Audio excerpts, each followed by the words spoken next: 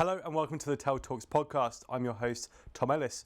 This week on the podcast, we're joined by keynote speaker Shawn Kanungo. Shawn has some very interesting views about Web3, blockchain, and disruption in the tech industry. So let's get into it. Would you start by giving us a brief shakedown on what you're working on now and what you're working towards? Yeah, absolutely. So my name is Shawn Kanungo. I'm an innovation strategist. I advise and speak on this topic on innovation, disruption, digital transformation. This is what I'm passionate about. Currently working with a whole number of companies in the D2C space, healthcare space, and really want to build a massive company in the D2C e-commerce space. That's one piece. Number two is I got a book coming out. It's called The Bold Ones. And, I want that to touch as many people as possible. And just, I'm also diving deep into Web3, crypto, into that world, and really excited about, what's happening there too. So lots going on right now, but I think, it centers around this topic of innovation and disruption. So I am a business owner, but if I was looking to engage a consultant like yourself, and I was like, my business is quite stagnant, how do you go into businesses and immediately disrupt, cause chaos, and innovate? What's the core start point for you? To me, the starting point is always identifying the problems. To me, it's always about identifying, the challenges that are within the organization. And sometimes it's good to actually reframe some of the questions. Like, you might have a particular problem that you have, but it's also good to just take a step back and to say, what is the question that you're trying to answer? And so I go through this process of reframing and looking at that a problem at different lenses. Once you sort of identify a potential great question or a couple of great questions, it's going about and finding whether it's, what's happening around technology or, what's happening, in the broader trends. How can you take very small experiments and tackle those particular questions and those problems? We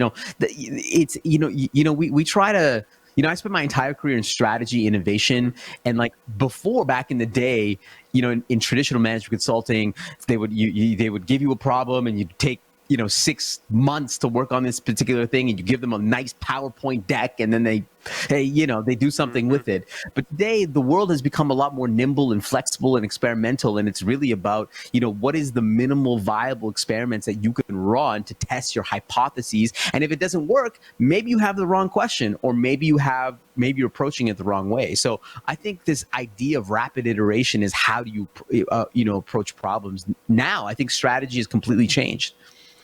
How did you find so obviously pandemic, I'm not going to touch on that because I'm really bored of talking about that, but obviously the world became a very rapidly innovative place. Did you find that the kind of business owners and the market leaders that you're working with are now more open to innovation within their business and disrupting things? Yeah, no, absolutely. I think there's definitely pockets, but I was inspired. I don't know about you. I mean, you're obviously working with business owners all the time. I mean, for me, I was inspired. I was inspired by individuals, by organizations, by business owners, trying new ways of doing things, of experimenting with new approaches, moving into digital, incorporating new technologies around their doing. Of course, remote work was a big piece of it, but I was inspired. And yet, but still, there was still a pocket of individuals and business owners that were, came into this new world with a old bag, right? A bag full of old ideas and old PowerPoints and just bureaucracy and hierarchy. And they weren't able to pivot and move and be flexible and nimble in this new space. I honestly believe that the pandemic was a time machine and we were all forced to it. And some people did really well. They came in with with a light bag and they were open to new things. And some people didn't. And, even some of the oldest organizations or some of the organizations that you thought that would not be able to pivot and move, like I'm talking about government. I was inspired by seeing even government make changes around what they're doing. So it's across the spectrum. But I'd love to know from you as well. Like what did you see?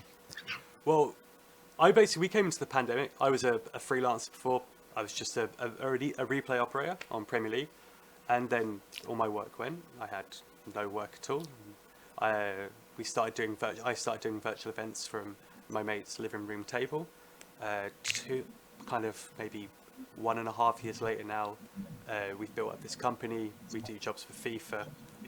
It's kind of come out of nowhere. So the progress that we've been able to get has been incredibly rapid because we've just innovated and caused chaos at every opportunity. And that really is now kind of key to a business. And we're looking at businesses now that they're still trying to use their legacy technology. They're still doing things the same way. They're still analog video cables, thing of the past now. And it's just rapidly moving. And we've kind of grabbed onto that completely. And now we're seeing, as we're moving into recruiting, it's becoming quite evident that out of the pandemic, communities become more important than ever. So it's interesting when you talk about Web3, kind of my question to that, do you think that Web3 and the sense of community that is now required from that kind of came out of the pandemic and it's become a lot more evident in businesses? I mean, Web3 is about community, I think, at the end of the day.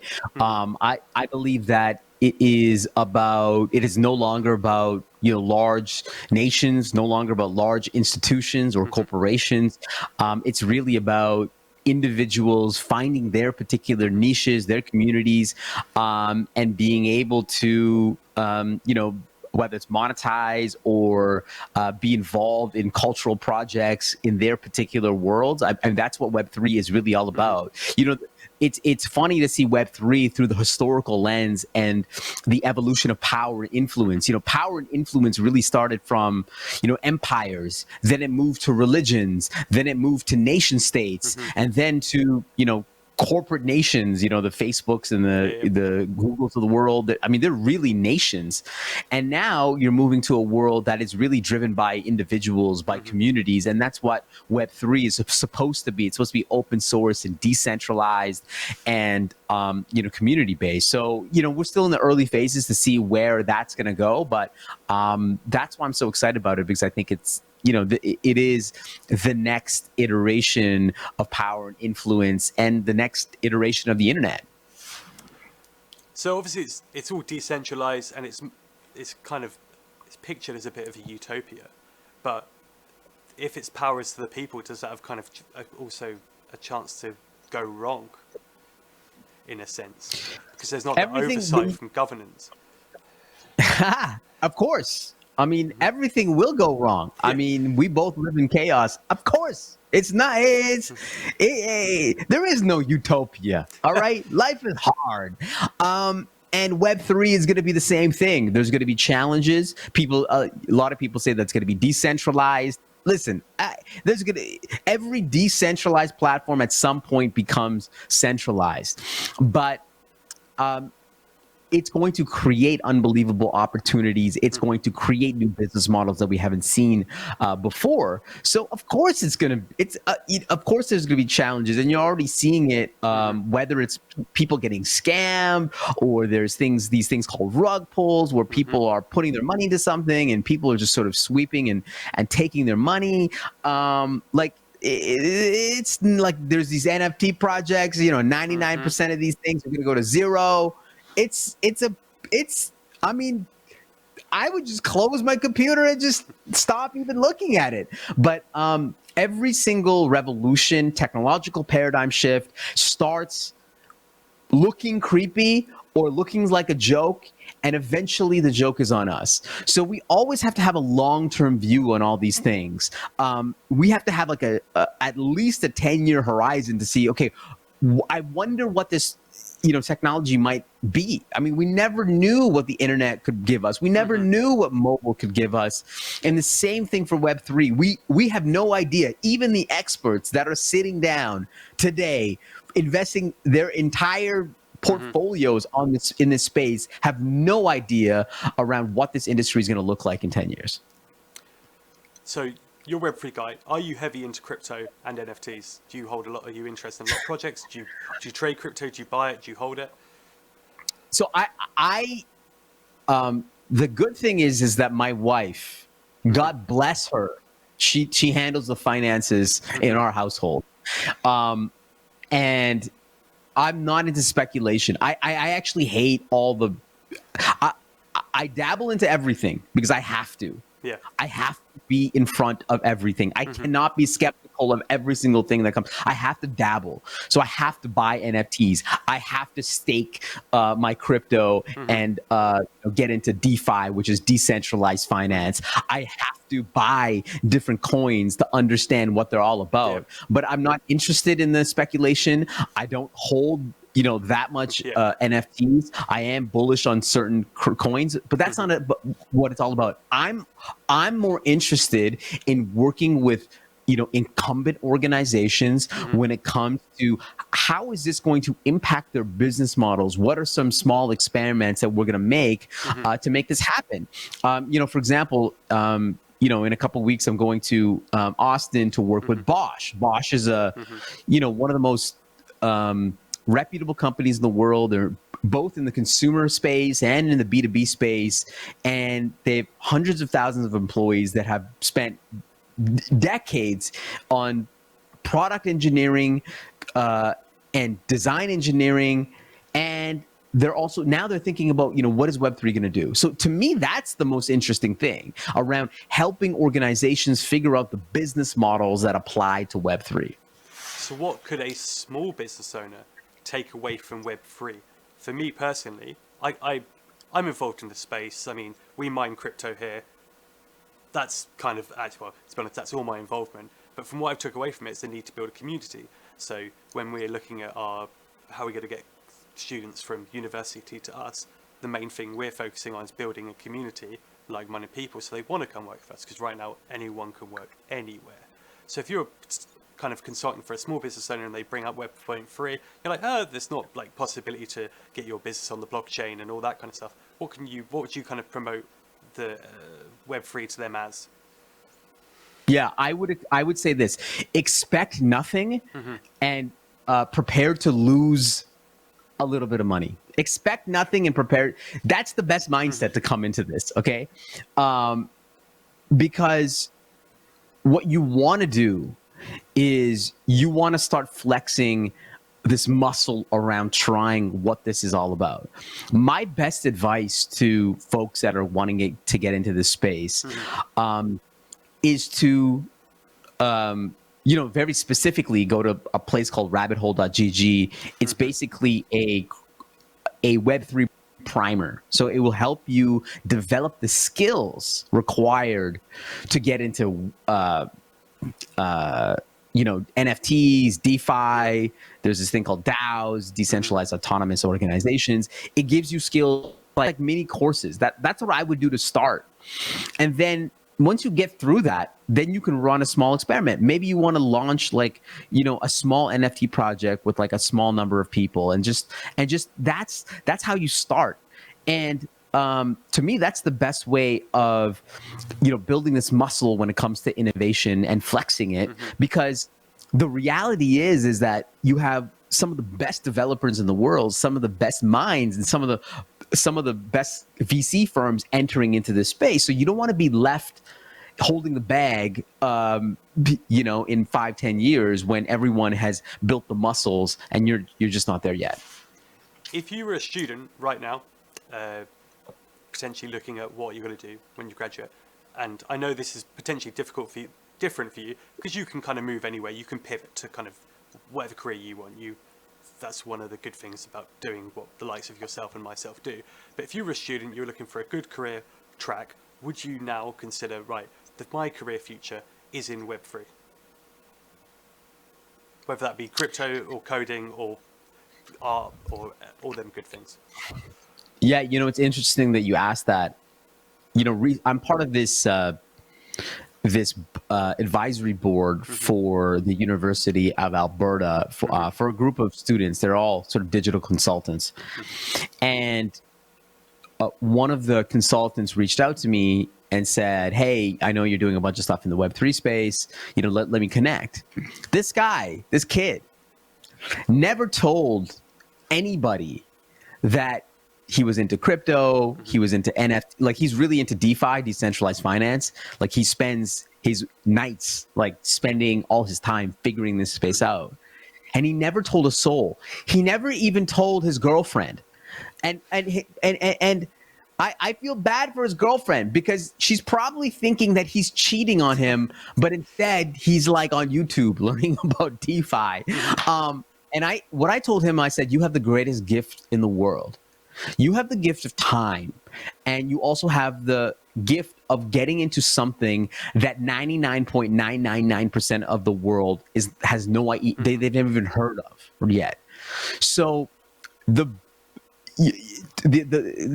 biggest advantage that you have is that you have this exponential learning curve that is in front of you, and you could be so much better in this space and help to teach others at the bare minimum, not only to build your own businesses, but at the bare minimum, you already have an advantage. Not only are you young and hungry and have time, but you're in a space that no one else understands.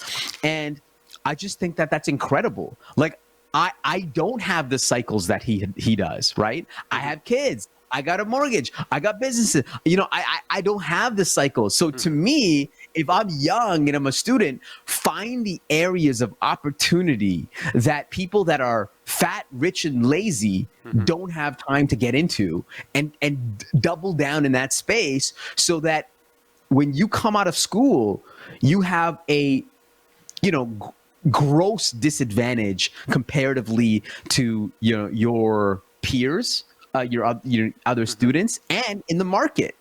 So Web3 is a prime example. I mean, it's not the only example, but it is a prime example of a space that no one knows about and no one cares about, but it is going to be revolutionary at some point, and you can get some great gains out of it. So that's what I would say to students. Are you worried about basically people having more data on us to do more with it, but then also knowing more about us, and then the possibilities of them having unlimited amounts of data on us are great, but also it comes with a whole lot of risk in terms of privacy. And with the kind of Web.3, there is the kind of governance goes away and it becomes a bit blurry, and then you're just left with kind of, as the consumer, little room to pivot and little control over it. Do you not find that worrying? I mean, I am an anomaly. I don't know about you. Do you let your friends or your partner track you? No. Would you let them track you? We're getting super personal on this podcast. I haven't got anything to hide. No, so yeah, it's fine. I live out in there in the open. You go on my Instagram, you go on Twitter, you know where I am at any given time. You could probably rob my house or my office anytime you want to, and you get away with it. Yeah, I mean, I know this is going to sound controversial, but I think privacy is an illusion. I think we love talking about privacy, but if we really want to be truly private, then we wouldn't do a podcast. We wouldn't be on social media. We wouldn't be on Meta or Instagram. We wouldn't put ourselves out there.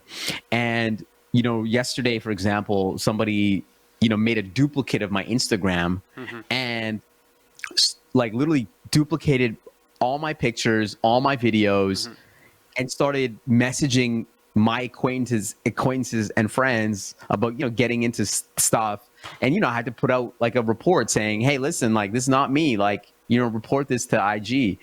And that is, now if that's the game, right? If I truly if I truly was worried about privacy, then I wouldn't be on the internet, right? Yep. So there's a balance here. And I think when it comes to our data, with our health data, I fundamentally believe that we should have a bias to make our health data more open so that we can help other people at the end of the day. Because the thing is that when our data is open and we allow governments and we allow healthcare providers to have our data and it's aggregated, our data might be part of one piece of data that might help somebody in Slovenia, like, you know, with their illness, right? So I think by being open and transparent with our data, I believe fundamentally that we can help others. And I think Web3 might be able to help with this. And I think, making making things open source and transparent might fuel greater innovations. And, on the data side, it is a tricky question. This is not my area of expertise around data privacy, but it's certainly an interesting question. And by the way, but the answer is I let everybody track me. My wife tracks me. I let my friends track me if they want to.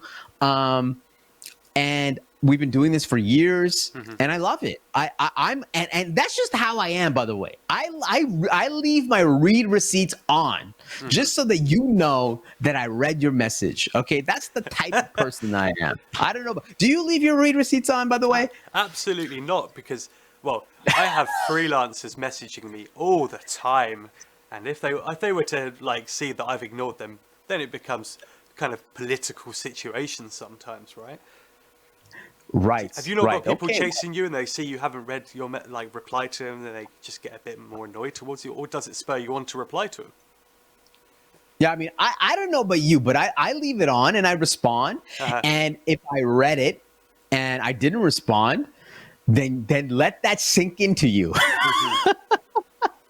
That's all I gotta say. Let that read receipt sink in. I know. I feel I want you to contemplate why I read it and didn't respond. We're in a period of immediacy, right? Everything has to happen now. You said before you'd go into a business and they might have a deck that they would do over a couple of weeks. Now, if I have an idea, I go onto Canva, I create the deck. The deck's done almost immediately, right? You just copy and paste a few things. I can get the idea off to the client in less than 24 hours. But if I leave my read receipts on and I want to ignore someone, then they're getting you're not replying to me immediately. It has to happen now. There's no ghosting people now. So I don't know. I think it's politically difficult. Yeah, I just think that, having the expectation, I will send a message, but I don't expect anybody to return it at any time.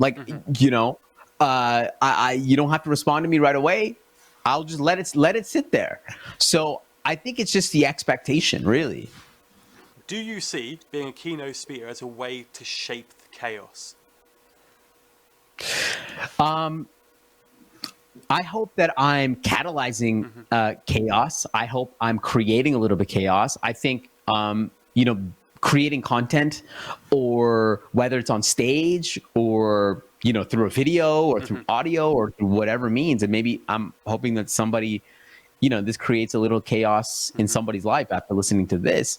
I think the job or content creator is to put a bug into somebody's mind that maybe they should be asking different questions about their life, about their business, and whatever else.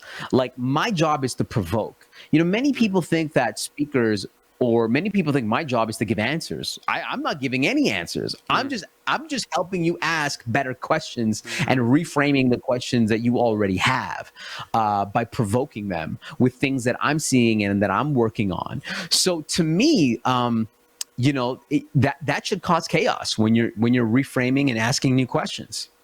How important is chaos to your brand? How important is chaos to my brand? I say chaos, and I think chaos is a kind of combination of disruption and innovation and progress and rapid movement and being the kind of poster child for them kind of things. But how important is all of them combined? I think it's absolutely important, not only because it's the topic that I talk about, but I always want to be trying to reinvent and to disrupt what I'm doing and to take a step back and to try new ways of doing things and be a model for somebody that puts in that really tries to strive and be better or be the best in anything that I do. So, I think that is, really important to my own brand. I mean, that's why, when the pandemic happened and everything, all the events shut down, that's why my team and I actually called my team and I said, listen, like, have you guys ever done a live stream before? And they basically said no. And I said, well, listen, let's create the best damn live stream that people have ever seen. And like, we just went to work. We like rented out theaters and just, bought gear and like just figured it out. And we always wanted to be highly produced. And to me, that represents the idea of like, when everything has been disrupted in a negative way, how do you create opportunity through that? How do you, just exactly what you did, literally reinventing yourself, reinventing your business, starting something else. It's remarkable and it's inspiring. And I think that's what disruption is all about. It's really about finding the opportunity disruption. So that's in my DNA, and I hope to keep that. The problem is that as you become older, and the problem is that when your kids get older and you become like, I don't know, you naturally become a little bit more risk averse. So I have to fight that probably every single day and continue to push and continue to invent and reinvent. So when you're going into businesses, you're consulting, how do you combat their aversion to risk?